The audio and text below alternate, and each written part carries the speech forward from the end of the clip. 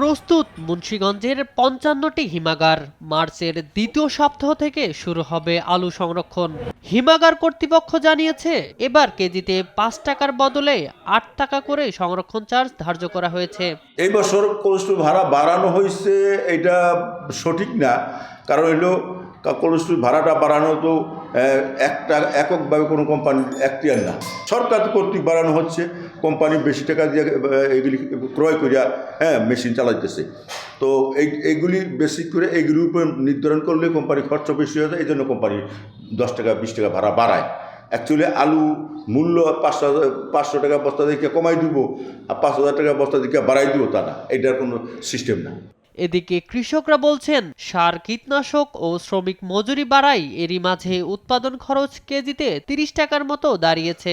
সারের দাম বেশি, চাষের দাম বেশি, লেবার কস্টিং বেশি, সব কিছু মিলে তো এমনি দাম বেশি পড়ছে। এর উপরে আবার শুনলাম যে আপনার নর্থ বেঙ্গলে 8 টাকা পার কেজি আলুর কোল্ড স্টোরেজের ভাড়া করছে। আলু চাষি ও ব্যবসায়ী কল্যাণ সমিতির দাবি, হিমাগার সংরক্ষণ চার্জ বাড়ালে আলু চাষি ও ব্যবসায়ীরা বিপাকে পড়বে।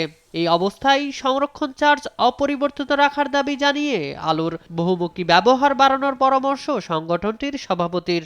গত বছর আমরা 4 থেকে 5 টাকা ভাড়া দিছি, এবার সেইখানে ভাড়ার নির্ধারণ করতে আছে 8 টাকা, তাহলে তো মরার উপরে খাড়া।